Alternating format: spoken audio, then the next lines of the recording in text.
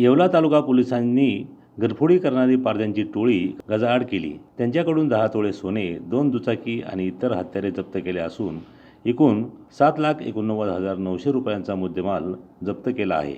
मागील काही महिन्यांमध्ये येवला तालुका पोलीस ठाण्याच्या हद्दीत अंदरसूल, नगरसूल, सावरगाव, एरंडगाव, वायभोई, सायगाव, कोळम बुद्रुक, कोळम खुर्द, गवंडगाव, निमगाव मड, खिर्डीसाठे, फुलेगाव, भारम अशा ठिकाणी चोऱ्या झाल्या होत्या। एका रात्रीत 4 ते 5 घरफोड्या झाल्यामुळे जनमानसात भीतीचं वातावरण निर्माण झालं होतं।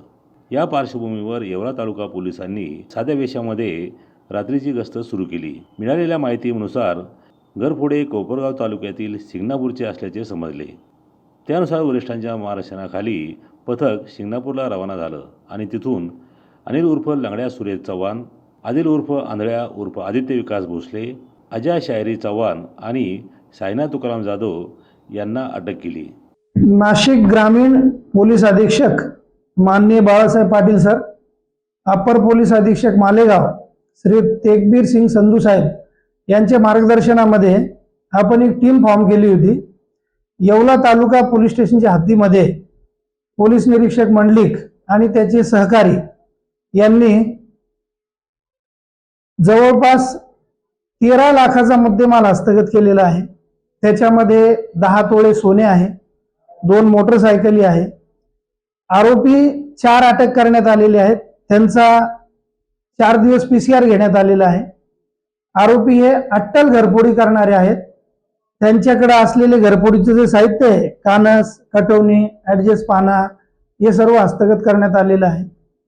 याच्यामध्ये येवला तालुका पोलीस स्टेशनच्या हद्दीतले 10 गुन्हे, निफाड पोलीस स्टेशनच्या हद्दीतले 3 गुन्हे आणि वैजापूर पोलीस ठाणे संभाजीनगर जिल्हा इकडचा 1 गुन्हा, असे 14 गुन्हे ओपन झालेले आहेत।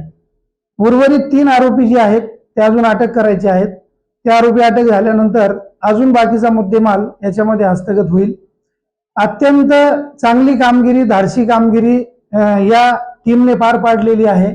या टीममध्ये मंडलिक PI तालुका पोलीस स्टेशन, PSI हर्षवर्धन बहिर, PSI पवार, भरत कांदळकर, हवलदार बिन्नर, राजेंद्र पाटील, सचिन वैरागर, गणेश बागुल, योगेश मोरे, गणेश सोनवणे, पंकज शिंदे, संतोष जाधव, सागर बनकर, श्याम थेटे, राजू दुबे, ललिता ढाकणे, सुनीता महाजन, वंदना वाघ आणि हेमंत गिलबिले या सर्वांनी या कामगिरीमध्ये भाग घेतलेला आहे। तर दिलीप उर्फ डेव्या विकास भोसले, मिथुन उमऱ्या काळे, संटा विकास भोसले हे फरार आहेत। संशयितांनी 14 घरफोडी केल्याची कबुली दिली आहे। गुड्डू शेख, दिशानुज, नाशिक।